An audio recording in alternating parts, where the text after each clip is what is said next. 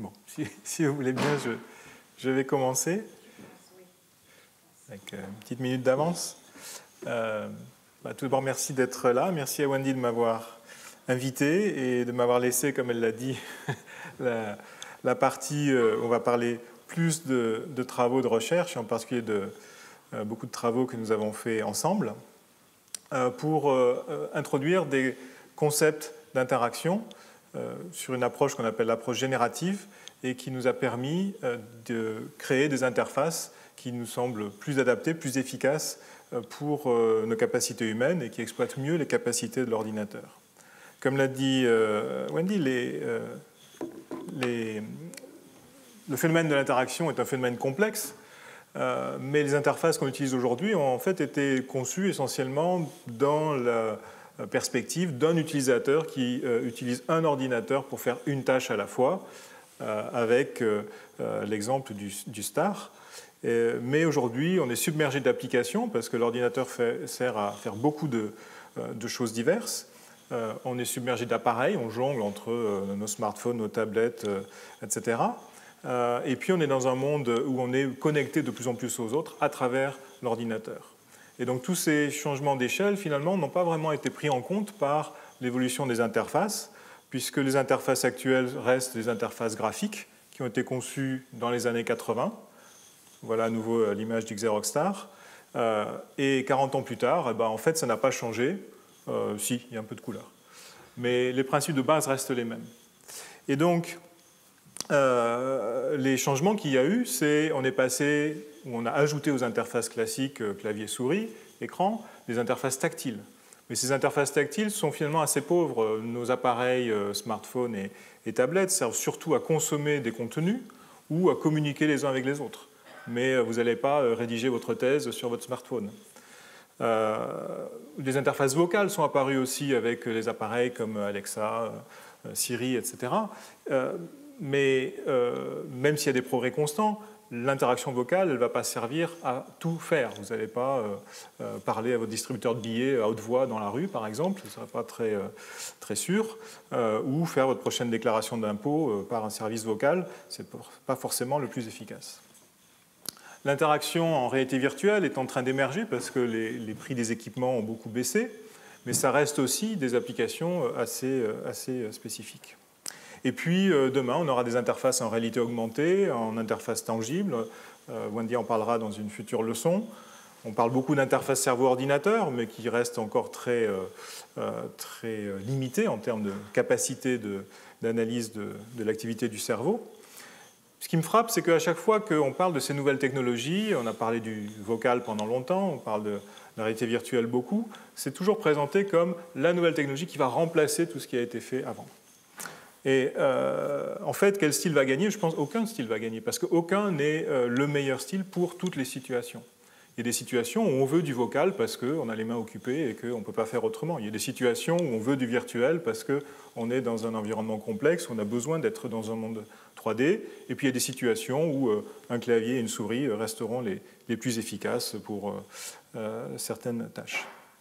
Donc la vraie question, vraiment, c'est plutôt comment va-t-on faire coexister ces styles d'interaction, ce qui n'est pas vraiment le cas aujourd'hui. Et surtout, comment ils vont pouvoir s'enrichir mutuellement. Plus largement, la question, c'est comment créer des styles d'interaction qui exploitent mieux nos capacités humaines, dont on a vu qu'elles sont fantastiques par certains aspects, limitées par d'autres, et comment ces capacités humaines vont être mises au service, finalement, de l'exploitation des capacités de la machine.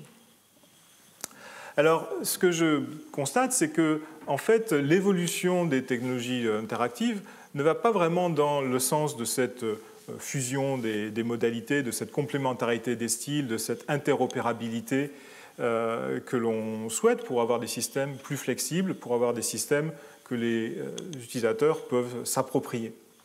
Si je vais prendre 3 exemples, je pense que vous avez tous une adresse mail. Il ne vous viendrait pas à l'idée que pour pouvoir envoyer un message à quelqu'un dont l'adresse mail se termine par gmail.com, vous deviez vous-même avoir une adresse, c'est monsieur gmail.com. et que si vous êtes chez Outlook, vous ne puissiez envoyer des messages que à des correspondants qui ont un compte chez Outlook. De même, vous pouvez choisir votre application pour naviguer dans les messages. Ça peut être Outlook, justement, qui est aussi une application en plus d'un service. Ça peut être l'application mail d'Apple, ça peut être Thunderbird, etc. Donc, on a le choix. Je choisis mon fournisseur de service mail, je choisis mon application. Mais avec les réseaux sociaux d'aujourd'hui, pour prendre un autre moyen de communication, Facebook, Instagram, Twitter, etc., vous ne pouvez, pour communiquer avec quelqu'un sur Facebook, il faut être sur Facebook. C'est d'ailleurs marrant, on dit qu'il faut être sur Facebook. Tu es sur Facebook? Non, moi je ne suis pas sur Facebook, et donc je me prive de toutes ces capacités. Et ensuite, non seulement je dois être enregistré auprès du même service, mais je dois utiliser l'application que M. Facebook a conçue pour moi, et je n'ai pas vraiment le choix d'en utiliser une autre. Twitter, à un moment donné, avait ce qu'on appelle une API, une interface de programmation, qui permettait et qui avait permis de créer d'autres clients Twitter. Et puis un beau jour, ils ont fermé l'accès, et maintenant, il n'y a que Twitter qui peut faire des clients Twitter. Autre exemple, il y a longtemps que j'ai commencé l'informatique, on manipulait surtout des fichiers texte, mais on pouvait choisir son éditeur. Moi, j'étais Emacs, mes voisins étaient plutôt VI. Aujourd'hui, on a d'autres éditeurs comme Sublime. S'il y a des programmeurs dans la salle, ça leur dit peut-être quelque chose. Et puis, un beau jour, sont arrivés des traitements de texte avec des formats propriétaires. Alors, il y en avait un certain nombre à l'époque. Il y avait WordPerfect, il y avait Word, etc. Bon, c'est Word qui a gagné. Et aujourd'hui, on ne peut pas se passer de Word. Format propriétaire, je dis bien propriétaire parce que la spécification fait plusieurs milliers de pages, et si vous avez essayé d'ouvrir des documents Word dans d'autres applications comme LibreOffice, ça marche des fois. Mais à tout moment, Word pourrait décider de changer la spécification et de reprendre le contrôle. Et puis à cela s'ajoute le cloud, où aujourd'hui, nos fichiers ne sont même plus chez nous, ils ne sont même plus sur mon ordinateur, ils sont quelque part. Et là aussi, il faut que je décide, est-ce que je vais être chez M. Dropbox, chez M. Google, chez M. Nextcloud, etc. Et donc, je perds le contrôle des applications que j'utilise, des formats des fichiers et même de mes fichiers. Troisième exemple, toujours dans le bon vieux temps des interfaces conversationnelles, des langages de commande sous Unix, le fait d'avoir un langage de commande, certes difficile à apprendre et pas toujours commode, avait quand même une puissance d'expression importante. Et tous les utilisateurs d'Unix se forgeaient leur propre environnement, leurs propres commandes, leurs propres scripts. On se les échangeait aussi. Et ça permettait de configurer son environnement à sa manière. Aujourd'hui, on est dans des applications qui nous sont fournies et sur lesquelles on a peu de contrôle.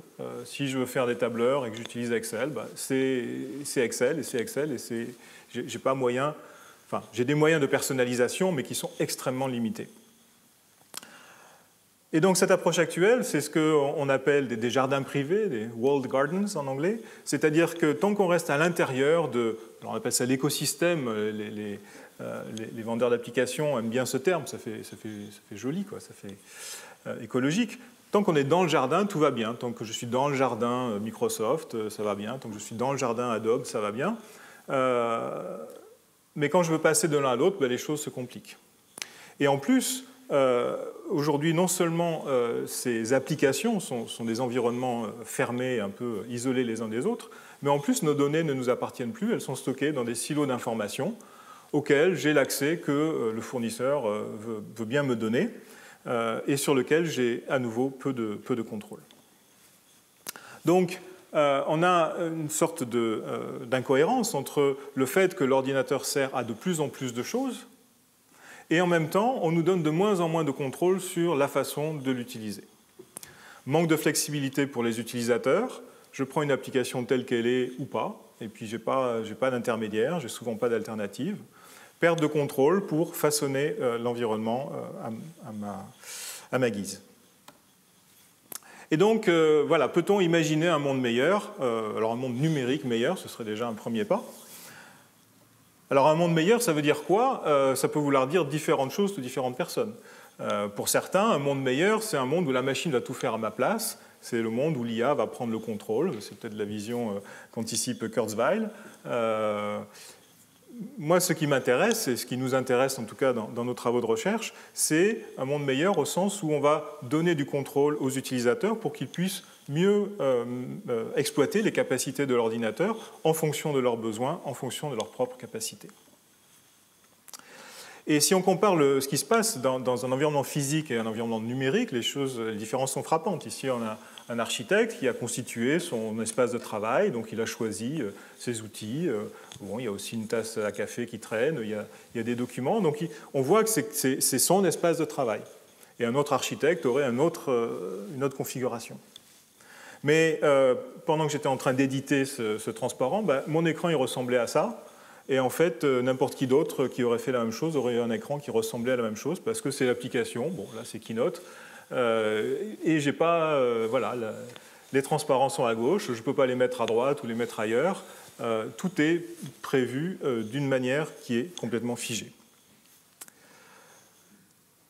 A contrario, le monde physique est en fait beaucoup plus flexible que le monde numérique. Wendy aime bien dire « software is not soft », qui ne se traduit pas aussi élégamment en français. Le software n'est pas flexible, mais voilà, software is not soft. Le monde physique est flexible et je vais vous expliquer pourquoi. Si je vous montre ces images, vous reconnaissez immédiatement un crayon, vous reconnaissez immédiatement une tasse. Mais en fait, dans une situation particulière, que vous avez certainement déjà vécue, ce crayon va instantanément devenir une règle, parce que vous n'avez pas de règle sous la main, vous avez besoin de tracer un trait droit, et ce crayon, il est rectiligne, il est suffisamment rigide, suffisamment long, et il va vous servir de règle. Il y a un coup de vent dans votre bureau, vous allez spontanément utiliser votre tasse à café comme presse-papier pour éviter que le papier s'éparpille.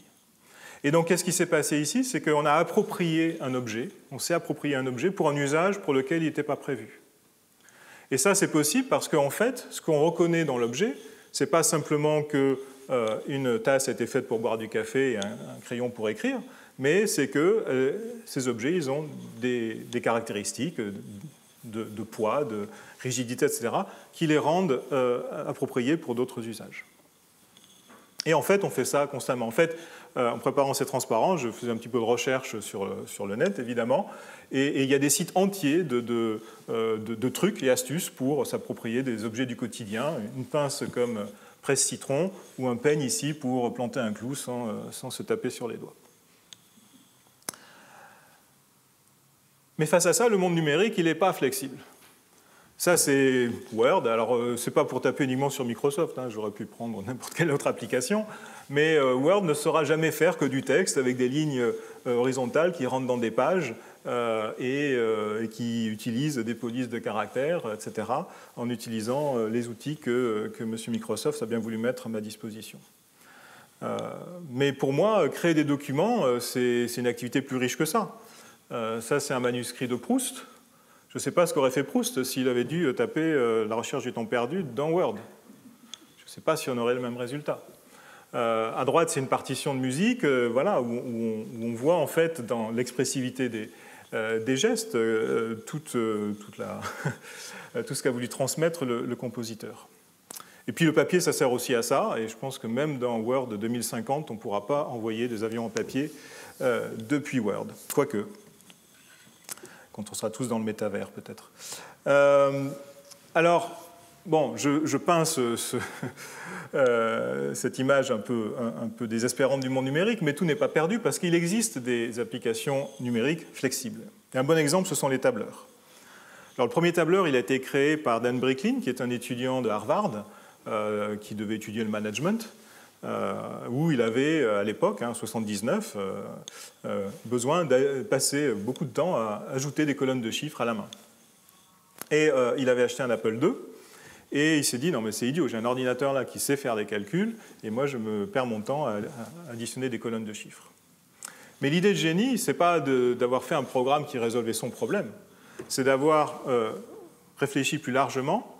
Et au lieu de faire un système qui additionne des colonnes de chiffres, il a fait un système dans lequel on pouvait créer des formules qui permettaient de faire des calculs à partir des valeurs d'autres formules.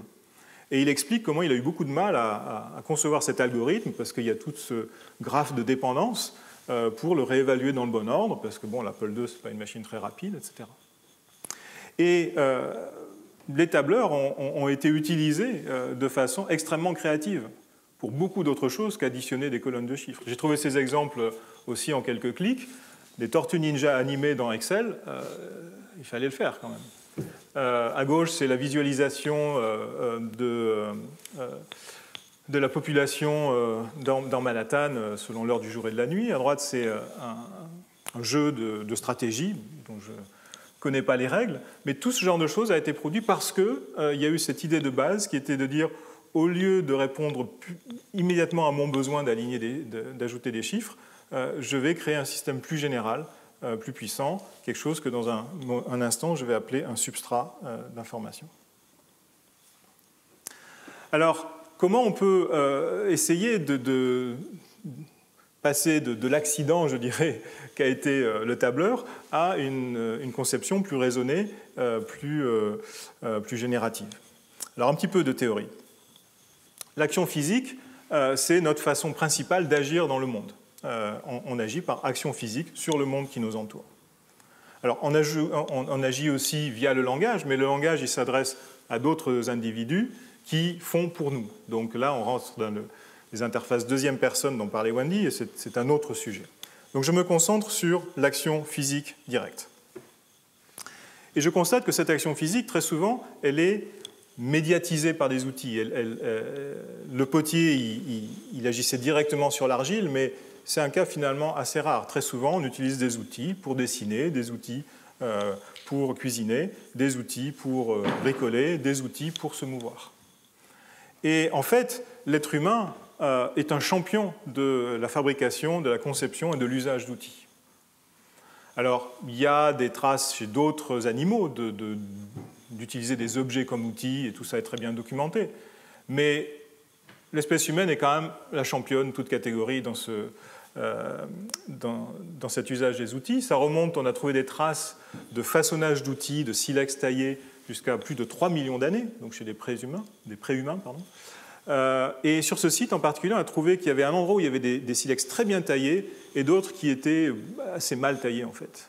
L'explication des anthropologues, c'est que, ou des paléontologues, c'est que en fait, ce deuxième site était le site où on apprenait probablement aux enfants à tailler les silex, et c'est pour ça qu'ils étaient mal faits. Et donc chez l'homme, il y a cette faculté de fabriquer des outils, d'inventer des outils et de transmettre ce savoir. Si on revient à James Gibson, dont Wendy a parlé dans la leçon d'introduction, l'auteur de cette théorie des affordances, l'idée que l'environnement nous offre des capacités d'action, Gibson parle un petit peu de l'outil, très peu, trop peu à mon goût, mais de manière extrêmement prémonitoire, si j'ose dire. Il dit, lorsqu'on utilise un outil, ça devient une sorte d'extension de la main, ce qu'il appelle un attachement, parce qu'il distingue entre objet attaché et détaché, une partie de son propre corps. Et je dis que c'était prémonitoire parce que ça a été écrit dans les années 70. Dans les années 90, des chercheurs japonais ont fait cette étude chez des singes macaques qui montrent exactement ça. C'est-à-dire qu'ils ont identifié des neurones qui réagissent, le même neurone réagissent si je touche la main du macaque ou si je demande, ou si le macaque regarde sa main. D'accord ? Et donc l'idée, c'est qu'il y a ce lien entre la capacité d'action de la main et l'endroit où elle peut agir. Et puis il y a le même phénomène pour ce qu'on appelle l'aspect proximal, qui est entre l'épaule, toucher l'épaule, et regarder dans la zone autour de soi qui est accessible avec le bras. Donc ça veut dire que j'ai dans le cerveau, enfin j'ai en tout cas les macaques, mais on peut supposer c'est pareil chez nous, des neurones qui réagissent lorsque je focalise mon attention sur un objet qui est accessible. Et ce que ces chercheurs ont observé chez le macaque, c'est que si on les entraîne pendant un petit peu de temps à utiliser un outil, ici un râteau, pour aller chercher de la nourriture qui autrement ne leur est pas accessible, eh bien, assez rapidement, en fait, ces neurones se reconfigurent en quelque sorte et intègrent le fait que leur bras est plus long grâce au râteau. Et donc, les neurones distaux, ceux d'en haut, sont activés quand ils regardent l'extrémité du râteau, lorsqu'il en a besoin pour atteindre quelque chose. Et puis, les neurones proximaux sont activés sur une zone plus large, puisque maintenant, son champ d'action est plus large. Donc ça veut dire que vraiment l'espèce humaine a intégré l'utilisation d'outils dans le schéma corporel, dans les schémas mentaux, dans notre usage, dans notre interaction avec l'environnement.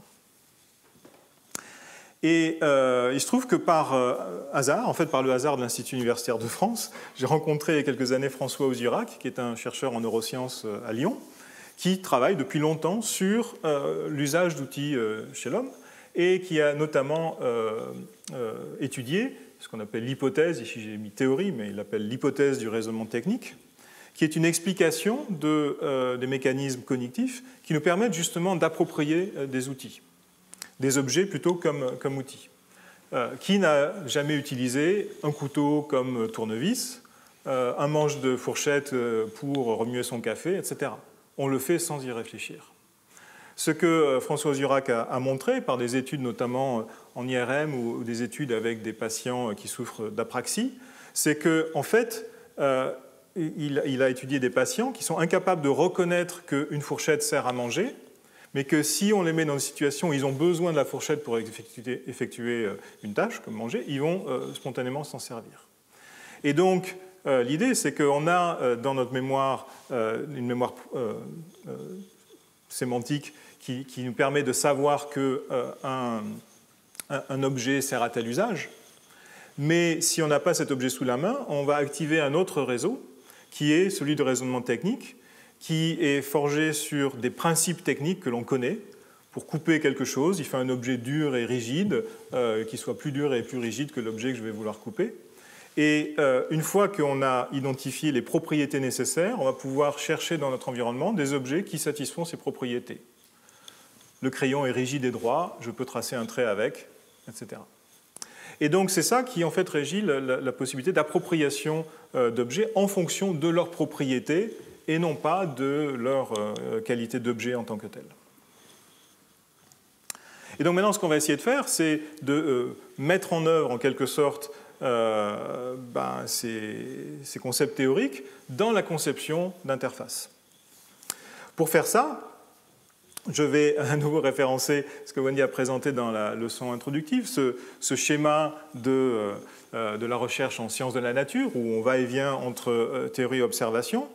Mais surtout, ce qui nous intéresse, nous, c'est la version des sciences, je dirais plus de l'ingénierie, des sciences qui fabriquent les artefacts qu'ils étudient, qui fabriquent les phénomènes qu'ils étudient, où on a des va-et-vient entre théorie et observation pour fabriquer ces artefacts et les améliorer au cours du temps. Dans le domaine de l'interaction humain-machine, et c'est quelque chose qui sera couvert, je pense, dans la prochaine leçon, on utilise beaucoup de méthodes de conception. Alors, beaucoup de ces méthodes de conception, elles ont des influences théoriques, mais elles sont fondées sur l'observation des usages, l'observation d'utilisateurs, et sur la fabrication de prototypes d'interface, par exemple, pour répondre aux problèmes que l'on observe, aux besoins que l'on observe. Mais en fait, le lien avec les concepts théoriques tels que ceux que j'ai évoqués sont souvent assez lâches, assez ténus. Dans notre concept de théorie générative, ce que l'on a voulu développer, c'est l'étage au-dessus, dans ce schéma, c'est-à-dire comment opérationnaliser, pour utiliser un terme un peu compliqué, des concepts théoriques d'une manière qui nous permette de générer de nouvelles idées pour créer de nouveaux artefacts. Et pour les confronter évidemment à l'observation et voir si ça fonctionne ou pas, parce que l'application de la théorie ne va pas forcément marcher à tous les coups, mais d'enrichir donc cette boîte à outils, je dirais, pour la conception d'interfaces. Et donc, dans ce niveau vert, ici, on parle de concepts et de principes génératifs. Et ce que je vais faire, c'est vous présenter deux concepts que l'on a développés au cours de ces nombreuses années de collaboration, et puis deux principes. Et donc, ces concepts, ils sont centrés sur cette idée que on va essayer de focaliser l'attention sur les propriétés des objets plutôt que sur les objets eux-mêmes, parce qu'on l'a vu avec l'usage d'outils, avec l'hypothèse du raisonnement technique, ce sont les propriétés des objets qui sont importantes si on veut de la flexibilité de l'appropriation. Ces deux concepts, ce sont les substrats interactifs et les instruments d'interaction. Alors, le terme substrat, c'est un terme qui est utilisé dans beaucoup de domaines. En biologie, c'est l'environnement qui va nourrir la plante. En électronique, c'est la carte mère sur laquelle on va implanter les circuits. Donc, c'est quelque chose qui est là pour donner un contexte, je dirais, un environnement satisfaisant à ce qui nous intéresse, la plante chez le biologiste, les circuits imprimés chez le concepteur électronicien.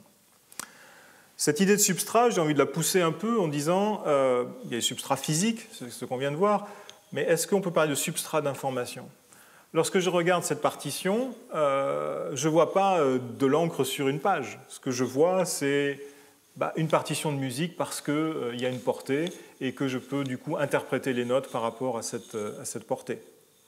Et même dans des cas peu structurés, comme cette palette de peintre à droite, le peintre n'a pas réparti les couleurs au hasard. Il l'a fait en anticipant les mélanges qu'il aurait besoin de faire, ou ses préférences, ou je ne sais quoi. Et donc, il y a une structure probablement cachée qui a du sens pour le peintre et qu'il va exploiter. Et donc, l'idée de substrat, c'est de fournir de la structure. Et donc, si je pousse ça une étape plus loin vers le monde numérique, dans nos outils numériques, on a déjà des substrats informationnels interactifs. Si vous utilisez un logiciel comme Photoshop, dans Photoshop, une image, ce n'est pas juste une image plate, c'est en fait un ensemble de couches, un peu comme des celluloïdes que l'on peut empiler, et l'image finale, c'est le résultat de cette superposition. Et chaque couche peut avoir des propriétés particulières, du contenu, elle peut filtrer, etc. Et un utilisateur de Photoshop ne peut pas utiliser Photoshop de manière efficace s'il ne comprend pas quelle est cette structure sous-jacente. Lorsque vous utilisez un tableur, si vous êtes le concepteur, que vous créez les formules, mais même en tant qu'utilisateur, vous voyez bien qu'il y a des dépendances qui sont cachées. Ici, elles ont été affichées en bleu pour qu'on les voit bien. Vous ne les voyez jamais comme ça. Mais elles sont là et vous le savez. Donc, l'information est structurée et on peut lui donner des structures qui permettent de l'enrichir et de lui donner plus de pouvoir. Donc, un substrat interactif, tentative de définition, c'est une structure d'information qui contient les objets d'intérêt, c'est-à-dire ce qui va intéresser l'utilisateur. Un peu comme tout à l'heure, la terre qui permet à la plante de pousser, il faut que je mette les bons ingrédients dans la terre, etc. Mais ce qui m'intéresse, c'est la plante. L'objet d'intérêt, c'est la plante.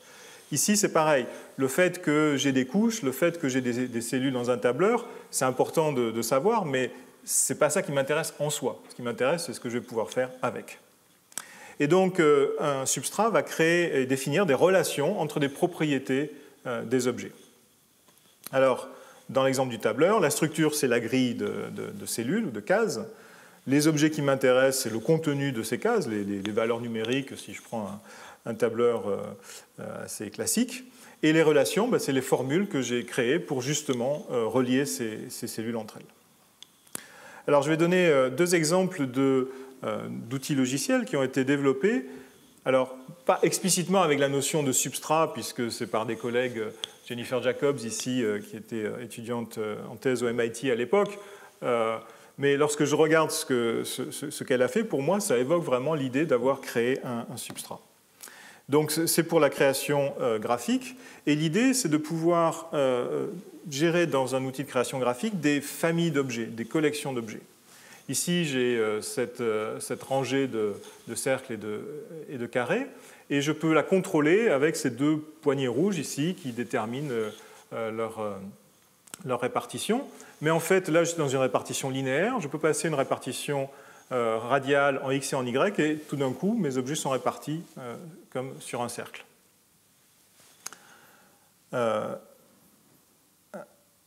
Alors ici, on a un autre exemple où on va voir que la famille d'objets peut être modifiée de manière graduée.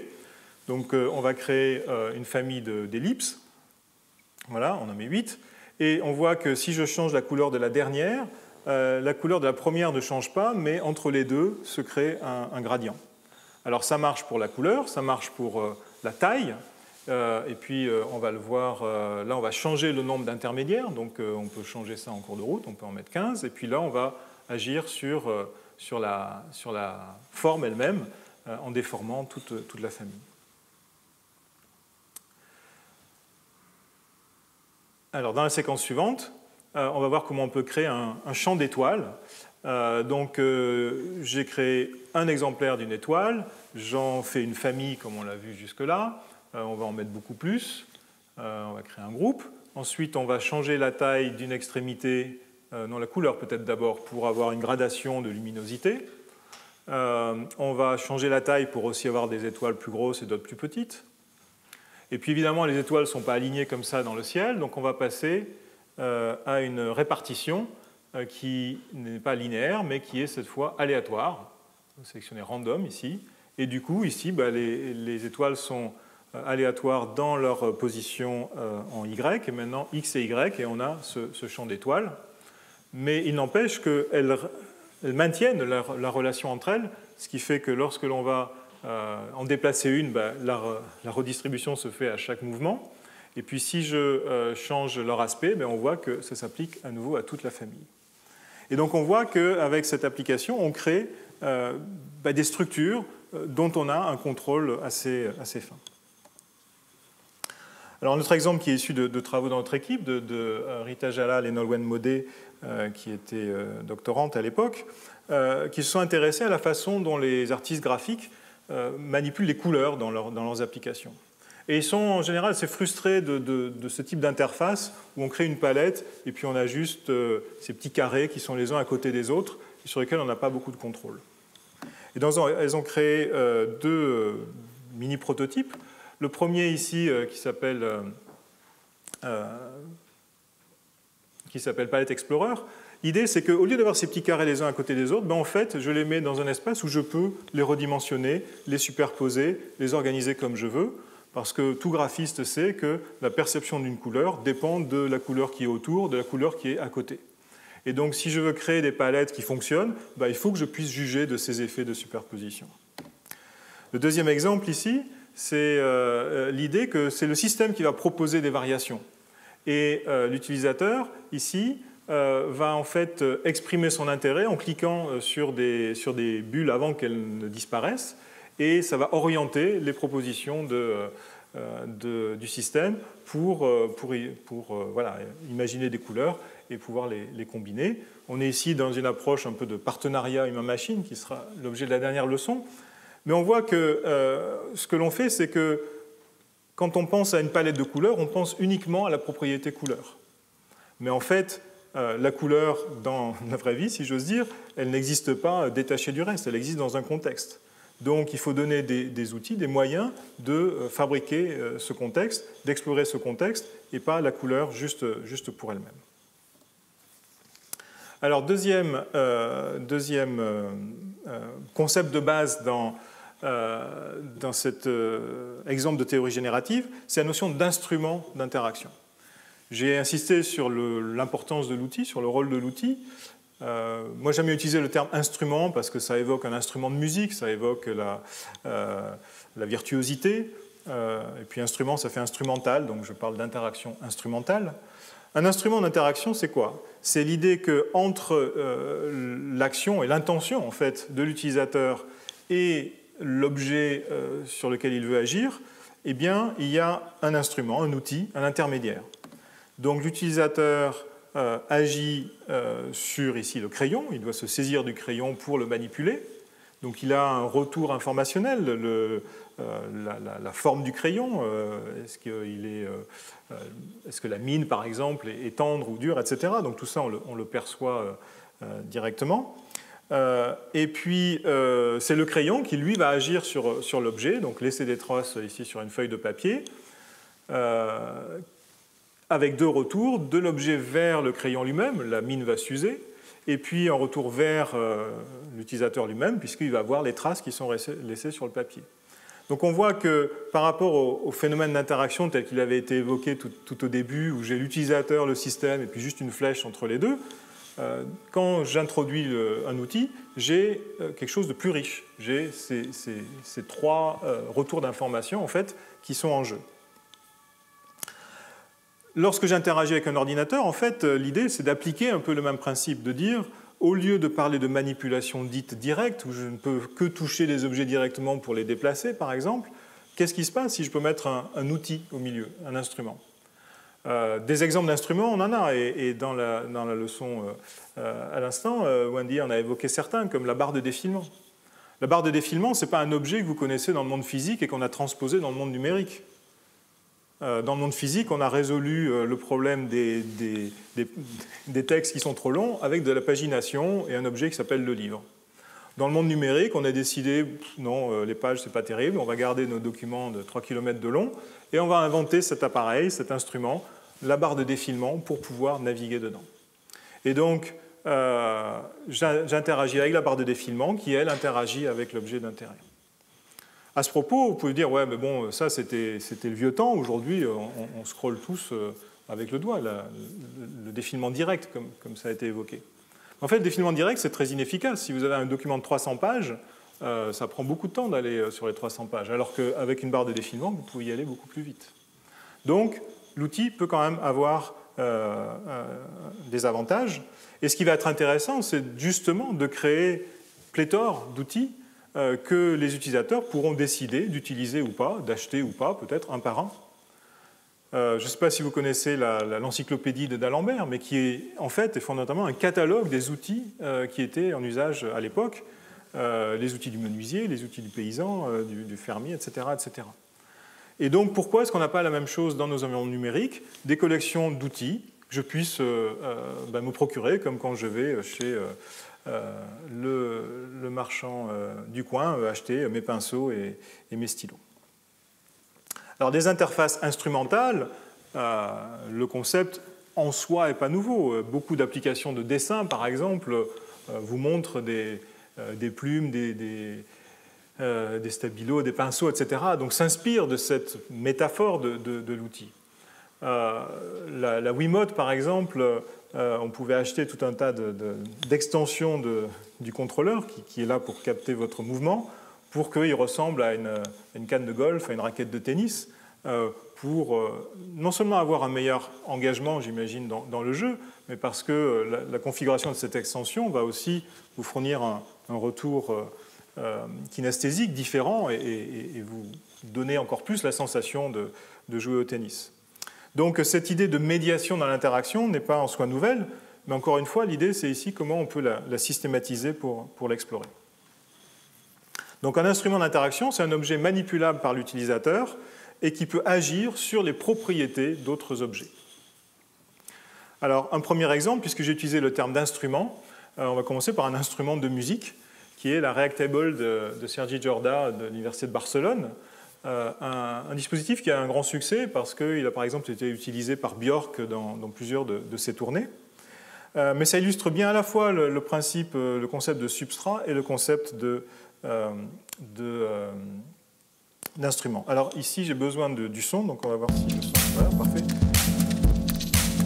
Donc c'est une table tactile, on peut utiliser le doigt, mais la table reconnaît aussi ces différents tokens, ces différents objets physiques qu'on peut poser dessus, et chacun a un rôle différent pour transformer ou produire du son.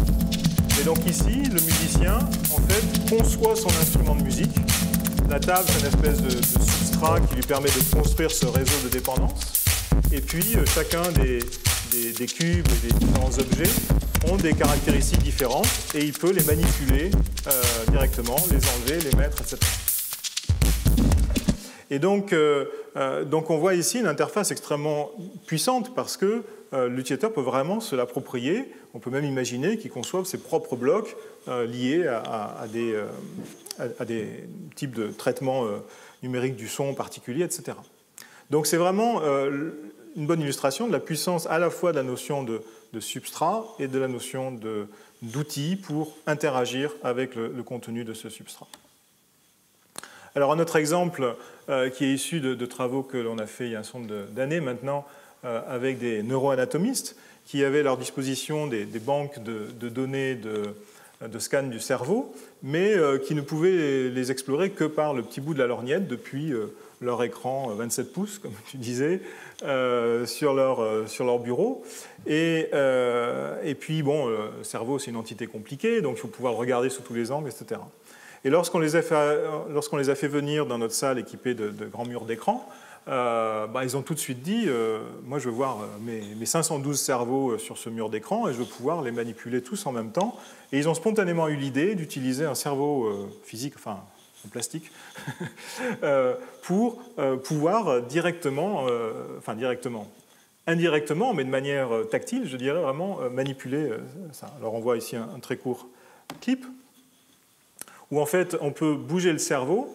La baguette est une sorte de caméra virtuelle, donc je peux bouger la baguette autour du cerveau ou je peux bouger le cerveau, donc j'ai une interaction bimanuelle. Et en fait, tous ces cerveaux, alors qui pour vous et pour moi se ressemblent beaucoup, mais qui sont tous différents, sont des parties de cette base de données. Et le rôle des neuroanatomistes, c'est justement de détecter les différences pour identifier certaines pathologies, par exemple, ou des choses comme ça. Et donc, ce qui est intéressant ici, c'est que, en fait, cette idée d'utiliser ce cerveau et cette baguette comme outil intermédiaire est venue spontanément des utilisateurs eux-mêmes, alors qu'ils étaient très habitués à un logiciel ou à la souris, on pouvait manipuler de manière assez inconfortable le même type de visualisation. Maintenant qu'on a ces deux concepts d'instruments et de substrats, dans nos recherches, il est apparu qu'on avait besoin d'autres choses pour pouvoir susciter l'imagination et pour pouvoir inventer de nouvelles formes d'interaction. Et il y en a un certain nombre, mais ici je vais en développer que deux, qui sont la réification et le polymorphisme. Alors, le principe de réification, c'est quelque chose que l'on s'est vu utiliser avant qu'il ait un nom, c'est de se dire, quand je suis dans une situation où j'ai un concept relativement abstrait, une commande qui est dans un menu, qui a un nom, qui n'est pas forcément toujours évocateur, est-ce que je peux le transformer, ce concept abstrait, en un objet concret que l'utilisateur va pouvoir manipuler? Donc c'est le principe de réification. Réification, ça vient du latin res, la chose, donc chosifier. Alors, premier exemple, je vais reprendre quelque chose qui a déjà été présenté, parce que, d'une part, ça a été le déclencheur un peu de cette approche de recherche, et parce qu'il me semble particulièrement évocateur, c'est la réification de la commande d'alignement, qui est de dire je veux aligner ces objets, là maintenant, en un outil d'alignement qui me permet de les aligner, mais en les attachant à un guide magnétique, et aussi qui est un substrat, puisque une fois que ces objets vont être attachés, je vais les maintenir attachés à ce guide, je vais pouvoir déplacer le guide avec les objets qui sont dessus. Alors je vais remonter un tout petit segment de la vidéo qui était présentée par Wendy dans la leçon inaugurale, et que je vous encourage à aller voir si vous n'étiez pas là. Donc voilà le principe, le guide est là, j'attache les objets, je bouge le guide, les objets bougent. Vous avez vu ça une fois, vous avez compris. Aucune application aujourd'hui ne fait ça. Pourtant, notre papier est en accès libre, il n'y a pas de brevet, tout le monde peut s'en servir. Mais voilà, c'est la dure réalité. Et donc, ce que l'on a vu dans la vidéo, c'est qu'on peut aligner les objets sur plusieurs guides à la fois, par leurs côtés, leurs extrémités, etc. Et en fait, lorsqu'on a présenté ça à des artistes graphiques, ils nous ont dit « ouais, c'est bien, mais là, vous alignez au milieu du centre de l'objet ou sur ses bords. Et moi, quand j'aligne des logos, par exemple, il faut toujours que je bricole un petit peu. » Et donc ça a donné lieu à une autre réification, qui est ce qu'on a appelé les tweaks en anglais, je ne sais pas, un bricolage. Donc ici, on voit un petit objet mauve qui apparaît. C'est quand j'utilise la flèche pour déplacer l'objet pour faire un placement précis. Et cet objet mauve, c'est la réification, c'est la visualisation, la manifestation du fait que j'ai voulu tricher avec le centre de cet objet ou sa bordure. Le décaler, en fait. Et en fait, une fois que ce décalage est devenu un objet, eh bien, je peux le prendre, le copier, le détruire, etc. Et je n'ai pas besoin d'avoir des commandes, des menus en plus, etc. C'est un objet de plus dans mon espace de travail. Alors, un autre exemple qui me semble particulièrement évocateur de ce concept réification, c'est les travaux de Haijun Chia, qui a fait sa thèse à l'Université de Toronto, qui est maintenant à l'Université de San Diego, sur ce qu'il appelle Object Oriented Drawing. Et l'idée ici, c'est de réifier les attributs graphiques, c'est-à-dire réellement les propriétés graphiques, la couleur, l'épaisseur du bord, l'ombre, etc., dans un dessin. C'est parti? Non, c'est pas parti. Voilà. Donc très rapidement, l'idée, c'est que on va représenter les différents attributs par ces pavés, et on va pouvoir manipuler ces pavés comme des objets à part entière. Donc là, il donne une vue d'ensemble très rapide qu'on va détailler un petit peu. C'est sur une interface tactile, donc il utilise l'interaction bimanuelle, les deux mains. Et donc lorsque je tape sur un objet, ces attributs apparaissent. Je peux les faire apparaître sur plusieurs objets simultanément. Et lorsque je tape sur l'un de ces pavés, je peux éditer ces valeurs, comme la couleur, l'épaisseur, etc. Si un attribut ne m'intéresse pas, je peux le retirer, je peux le remettre. Vous voyez que ça a changé l'aspect puisque j'ai retiré la bordure ici. Et puis si je veux plus d'attributs, je peux tirer vers la droite et puis rajouter par exemple ici une ombre. Alors ce qui est intéressant, c'est qu'une fois que cet attribut est devenu un objet à part entière, je peux avoir envie de le partager entre des objets. Donc ici j'ai cette ampoule qui utilise un flou gaussien qui m'intéresse pour le mettre sur l'ombre, et donc j'ai pu le prendre et le copier et le mettre dans l'ombre. Mais je peux faire quelque chose d'encore plus puissant, qui est de lier ces attributs, c'est-à-dire pas de le prendre et de le copier, mais vraiment que le même attribut soit utilisé pour l'ampoule et son ombre, de telle sorte que si je change la couleur, ça va s'appliquer à ces deux objets.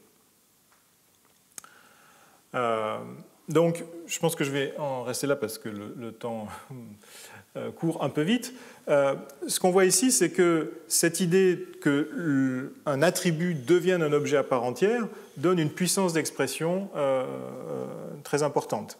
Ici, par exemple, en liant les attributs de position, il a créé un alignement d'objets qui sont centrés les uns sur les autres parce qu'ils ont tous le même X et Y. Ici, je veux contrôler des choses comme l'épaisseur ou, dans un instant, le décalage de l'ombre. Je peux, par l'interaction bimanuelle, toucher la tuile et puis utiliser mon doigt pour régler un paramètre en une ou deux dimensions. Ici, j'utilise un stylo pour dessiner et je vais détacher des tuiles pour avoir une sorte de palette de couleurs. Donc ici, je vais utiliser la couleur de cette tuile, mais après, en tapant sur la feuille, je vais dire que je vais utiliser la couleur de cette feuille. Donc on voit la richesse de cette interaction bimanuelle ici, où je peux à la fois fixer des paramètres. Ici, je peux assembler différentes tuiles ensemble pour en faire une sorte de style que je vais pouvoir appliquer avec un doigt sur la tuile et puis ensuite en dessinant. Donc vous voyez que l'enrichissement en fait vient de lui-même. Les tuiles ont un historique, je peux naviguer l'historique, etc. Alors, peut-être que vous dites à ce stade, bon, tout ça, vous m'avez montré des exemples, c'était un peu de la musique, c'était beaucoup de l'interaction graphique, de la production de graphiques. Mais en fait, cette idée de réification, on peut l'utiliser aussi pour du texte. Et ça, c'est des travaux qui ont été faits par mes étudiants, Han Han, qui n'est pas là aujourd'hui, qui était là la semaine dernière, et Miguel Renom, où on a travaillé avec des juristes. Alors c'est moins sexy de travailler avec des juristes qu'avec des artistes graphiques, mais il faut un travail difficile, en particulier dans les textes juridiques, il faut que les bons mots soient utilisés. Et donc on a eu l'idée, en fait, en les observant, de pouvoir réifier la notion de sélection. Quand vous sélectionnez du texte, dès que vous cliquez ailleurs, la sélection est perdue, on passe à autre chose. Et souvent, vous vous retrouvez à resélectionner les mêmes morceaux de texte encore et encore. Et en particulier, ils font ça très souvent lorsqu'ils doivent modifier un texte, ils se sont entendus sur un terme différent à utiliser, etc. Donc, ce qu'on appelait un textlet ici, c'est un objet qui mémorise en fait ce qui avait été sélectionné. Donc, il apparaît dans cette colonne à droite. Je vais en créer 3 ici. Et l'action de base, c'est qu'en recliquant à droite, je resélectionne le texte et du coup, je peux changer en italique, en gras, etc. Donc c'est vraiment mémoriser une sélection. Maintenant, une fois qu'on a fait ça, on se dit, oui, mais on peut peut-être aller au-delà de ça. Une fois que j'ai mémorisé cette sélection, je peux peut-être lui attribuer un comportement. Alors, le premier exemple que je vais montrer, c'est compter les mots d'un résumé. Quand on rédige un brevet, l'abstract ne doit pas faire plus de 150 mots. Donc, on passe son temps à resélectionner, à faire compter les mots. Ah non, il y en a 3 de plus. On édite, on resélectionne. Vous avez tous fait ça? OK. Ici, j'ai créé un textlet que j'appelle un countlet, c'est-à-dire un textlet qui va compter les mots. Le compte de mots s'affiche en temps réel. Là, j'ai dit que j'en voulais 150, donc tant qu'il y en a plus de 150, c'est en rouge. Bon, je raccourcis mon abstract. Là, je suis passé en dessous de 150 et c'est passé en vert. Et au fur et à mesure que j'édite, je vois le compte. Quand je n'en ai plus besoin, je détruis le textlet et puis c'est oublié. Autre exemple ici, c'est pour mémoriser différentes variantes d'un texte. Alors, on a aussi tous fait ça, où on met les variantes les unes en dessous des autres, et puis voilà. Ici, en fait, elles sont mémorisées dans un textlet, et je peux changer entre plusieurs variantes et voir l'effet sur le texte. Je vais passer à cette étape qui est une autre application pour montrer le dernier exemple ici, qui sont ce qu'on appelait les searchlets. Donc ici, c'est pour faire de la recherche. L'idée, c'est que je vais chercher le mot insert et je vais afficher toutes les occurrences dans le texte, mais je vais aussi les afficher sous forme de textlet à droite. Je vais pouvoir faire plusieurs recherches de plusieurs mots simultanément, aussi quelque chose qui n'est pas en général possible aujourd'hui. Et maintenant, une fois que j'ai fait ces recherches, je vais pouvoir faire du remplacement. Et là, au lieu d'avoir à remplacer un par un en prenant la décision à chaque fois, ou tout d'un coup, en croisant les doigts que je n'ai pas fait de bêtises, je vais pouvoir en fait identifier chaque occurrence. Est-ce que je la remplace ou est-ce que je ne la remplace pas? Ou bien je remplace tout et puis après je vais revenir sur une que j'avais remplacée et puis annuler le remplacement. Et donc je garde à nouveau le contrôle sur la façon dont je cherche des chaînes de caractères et je les remplace. Lorsqu'on a essayé ça par les juristes avec lesquels on travaillait, il y en a un qui a eu spontanément l'idée de dire « Ah, je vais me faire un searchlet pour les termes que je ne dois pas utiliser dans ce contrat ». Ce qui fait que si je le tape par erreur, il va se mettre en évidence et ça va me dire « Ah bah oui, ça, il ne fallait pas que j'utilise ce terme-là parce qu'on a décidé de ne pas l'utiliser ». Exemple d'appropriation. Dans l'exemple suivant, qui est fait avec toujours avec Han Han, mais aussi avec Jun Han qui est ici, on a travaillé avec des scientifiques qui écrivent des articles, et on a étendu cette notion de textlet pour que le textlet ne reste pas enfermé dans son document d'origine, mais qu'on puisse l'emmener d'un document à un autre. Donc ça, c'est son document d'origine. Je vais le prendre pour le mettre dans une table, par exemple, parce que je suis en train de faire une recherche de littérature et d'organiser ce que j'ai trouvé, ou je vais le mettre dans un texte pour pouvoir le citer, mais au fur et à mesure que je le déplace, il mémorise sa provenance, son origine, et je peux revenir à la citation d'origine. Si vous n'avez jamais écrit un article scientifique ou quelque chose où on doit faire des citations, vous savez que c'est toujours frustrant quand on n'arrive pas à retrouver d'où ça vient. Deuxième principe que l'on a développé et appliqué, c'est l'idée du polymorphisme. Une fois que j'ai créé, la réification me permet de créer de nouveaux objets interactifs, est-ce que je peux rendre ces objets plus puissants? Alors on peut le faire de deux façons. Une première façon, c'est de dire qu'un outil va pouvoir agir sur des objets de nature différente. Quelque chose que je trouve toujours très frustrant, c'est que chaque application a son sélecteur de couleurs. Vous êtes dans Word, ça ressemble à ce qui est à gauche. Vous êtes dans Photoshop, c'est ce qui est au milieu. Moi, peut-être, j'aimerais utiliser une palette de peintre comme à droite ou un dispositif qui me permet d'aller pêcher une couleur dans la nature. La couleur, que ce soit pour du texte, pour du dessin, dans une application de vidéo, etc., ce devrait être moi qui devrais pouvoir choisir en fait quel sélecteur de couleurs utiliser. Donc un sélecteur de couleurs polymorphe, ce serait un sélecteur de couleurs, un outil qui me permettrait de sélectionner et d'affecter des couleurs, quel que soit l'objet, pourvu qu'il ait une couleur. Et donc l'idée à nouveau, c'est de revenir à cette notion de propriété. Quelle est la propriété de l'objet? Si un objet a une couleur, je dois pouvoir changer sa couleur.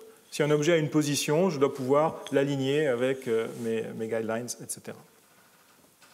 Mais un autre principe de polymorphisme, c'est que les modifications que l'on fait dans un substrat, c'est que l'information peut être représentée de manière différente et ces différentes représentations doivent être coordonnées. Donc on va voir ici deux exemples. Le premier s'appelle histomage et c'est une idée que je trouve vraiment extraordinaire par Fanny Chevalier et Pierre Dragicevic. Fanny est à l'Université de Toronto et Pierre est à l'INRIA Bordeaux actuellement.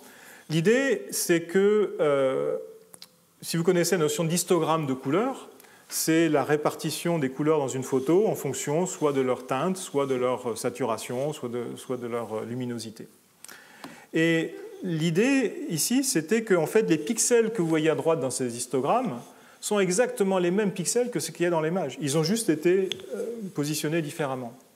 Et donc, je peux sélectionner des pixels à droite. Ici, dans ce canal bleu, c'était toute la partie du ciel. Et en fait, sélectionner exactement ce qui correspond dans la partie gauche. Et si j'étale le spectre de bleu, je vais agir sur la couleur du ciel sans toucher au reste. Donc j'ai différentes représentations de mon image, certaines qui sont plus appropriées que d'autres pour faire certaines manipulations. On va voir un deuxième exemple ici où on va utiliser la brosse pour sélectionner une partie du spectre. On voit à gauche exactement tout ce qui est sélectionné. On va retoucher un peu à gauche avec la même brosse de peinture parce que les pixels sont des pixels. Ici, je vais passer dans une autre représentation qui sont cette fois par teinte. Et grâce à ces différentes manipulations, j'ai pu sélectionner uniquement la montagne. Et maintenant, je vais bouger la montagne dans l'histogramme de teinte et je vais la rendre verte. Petit autre exemple que je ne résiste pas à montrer. Vous connaissez tous l'image célèbre d'Obama. Voilà comment réaliser cette image. Ici, ils ont fait un spectre dans le... un histogramme dans le spectre vert. On pioche des couleurs en bas et on fait de la peinture par rapport à niveau de saturation dans le vert. Et en 3 coups de pinceau, presque littéralement, on crée cette image. Ici, on sélectionne la partie blanche à droite qui est le fond et on fait un coup de peinture qui nous permet de terminer tout ça.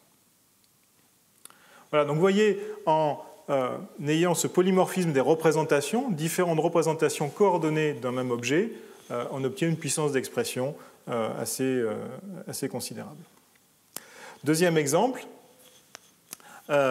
c'est aussi l'idée d'avoir plusieurs représentations, mais cette fois, on ne les voit pas de manière simultanée, mais on va pouvoir naviguer entre un niveau d'interprétation et un autre. Donc ici, on a écrit 24 heures, et puis c'est devenu une horloge.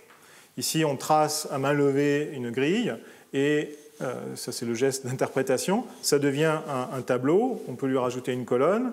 Après, on se dit, ah ouais, mais je voulais mettre un titre là-haut, donc je vais effacer ces cases-là, et je le refais interpréter. Du coup, j'ai une case de titre en haut, je peux écrire à main levée. Comme je suis dans ce mode d'interprétation de mes gestes, ce que j'écris va être immédiatement traduit en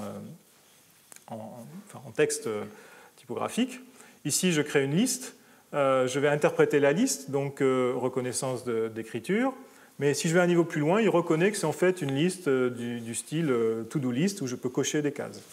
Puis après, je change d'avis, donc je reviens en arrière dans mon niveau de représentation. Je vais entourer chacun des objets et je vais pouvoir les utiliser comme les éléments d'un diagramme. Donc vous voyez qu'en jonglant avec ces différents niveaux de représentation, eh bien, on obtient à nouveau une puissance d'expression beaucoup plus importante qu'avec les outils classiques de prise de notes. Et donc, il me semble que ce qui est important ici de retenir, c'est cette idée que l'information existe à différents niveaux de représentation ou d'interprétation. Je peux avoir une table de données, mais en fait, dans ma tête, c'est vraiment des données que je vais représenter sous forme de graphe. Ce graphe, je vais vouloir le représenter sous forme de graphique, sous forme d'histogramme. Et puis cet histogramme va être finalement représenté par des pixels à l'écran. Et en fait, selon la représentation sur laquelle je veux travailler, je vais pouvoir utiliser des outils différents. Un outil de saisie pour modifier le contenu de la table, un outil où je vais sélectionner si je veux plutôt un graphe ou un camembert ou autre chose, un outil pour changer la couleur de ces formes graphiques qui sont les rectangles, un outil pour peindre sur mes pixels ou faire ce que l'on voyait tout à l'heure avec Histomage. Et donc, en combinant le polymorphisme sur les représentations d'une même information et l'interaction instrumentale, j'obtiens une plus grande puissance d'expression. Il me reste 2 minutes pour la dernière vidéo, qui est un système que nous avons conçu et réalisé avec des collègues de l'Université d'Aarhus, Clemens Klokmos en particulier, où on a voulu pousser cette idée de substrat dans un environnement bien connu qui est celui du web. En se disant, est-ce que l'on peut rendre chaque page web éditable par tout le monde? Alors, vous connaissez peut-être Google Doc. Google Doc, ça veut dire que c'est une application. Il faut aller dans Google Doc, utiliser l'interface de Google Doc pour éditer un document. Si vous avez regardé le code HTML qui est dessous, c'est une horreur. Mais ça marche. Ici, on a voulu dire, prenons le langage HTML en tant que tel et faisons en sorte qu'il puisse être partagé par toute personne qui va accéder à cette page et que toute modification soit visible par tout le monde. Et donc, on a créé ce prototype qui s'appelle WebStraits. Donc ici, j'ai un texte qui est sous une forme non formatée. Et à droite, sur la tablette, j'ai le même texte qui est formaté en 2 colonnes, justifié, etc. C'est le même texte, qui veut dire que lorsqu'il édite ici le titre, ça change à droite. Là, il enlève un paragraphe, ça change à droite. C'est réellement synchrone. À un moment donné, il va vouloir, par exemple, faire un dessin à main levée. Et donc, va dessiner sur une tablette, mais cette image, il l'a incorporée dans son document, donc elle apparaît à droite en temps réel, et puis ici, dans un autre éditeur, bon, alors ce n'est pas Illustrator, il doit créer les formes à la main, mais l'idée, c'est que quelqu'un d'autre pourrait rendre cette image plus propre, et on verrait les modifications en temps réel. Ici, on a un outil de citation, j'écris Weiser pour citer Mark Weiser, je clique sur le bouton Cite, et c'est transformé en une référence. Cette citation, elle est venue d'une base bibliographique que l'on voit ici, qui est un autre document que l'on peut aussi éditer en temps réel, auquel cas ça changerait les références. Et en fait, non seulement les documents sont partageables, mais les interfaces sont partageables, l'interface de manipulation. Ici, il a pris le code du bouton de citation et il est en train de le coller dans l'éditeur de son co-auteur, qui ne l'avait pas. Et maintenant, le co-auteur peut utiliser cet outil de citation. Donc, il a configuré son interface de manière dynamique. Alors, ça, c'est une partie qui n'est pas super intéressante. Dernier segment très rapide. Le papier est accepté. On va à la conférence, donc on va présenter l'article. Et ici, même chose, on utilise des outils d'édition. Et l'outil de citation, il va marcher aussi dans mon éditeur de transparent en mettant la citation dans le transparent et puis la référence tout à fait à la fin. Et lorsqu'on va à la conférence pour présenter l'article, eh bien, on va pouvoir montrer à l'écran les transparents comme je le fais ici. L'orateur aura droit à ses notes et le public pourra visualiser les transparents, mais aussi poser des questions dans une formulaire de saisie. Ces questions seront vues par le chair, comment on dit, le modérateur de la session, qui va pouvoir choisir dans son WebStraits à lui quelles questions sont les plus pertinentes. Il va les coller à droite, qui est en fait une vue sur le dernier slide de la présentation. Et donc l'orateur va arriver à la fin de la présentation avec les questions auxquelles il doit répondre déjà affichées à l'écran. Donc voilà, conclure, 2 minutes après midi. Pour plus de flexibilité, curieusement, il faut des concepts unificateurs. C'est grâce aux concepts unificateurs qu'on peut avoir des usages d'autant plus divers et variés et qu'on offre de la flexibilité aux utilisateurs. Dans le monde physique, ces principes unificateurs, c'est les lois de la physique. On ne les a pas choisis, elles sont là, la gravité est là, on fait avec. Dans le monde numérique, on a les lois de l'information. Elles ne sont pas aussi prédéfinies que ça, c'est à nous de les inventer et de créer des véritables environnements interactifs qui permettront aux utilisateurs, aux humains que nous sommes, d'exploiter les capacités toujours croissantes de l'informatique. Merci.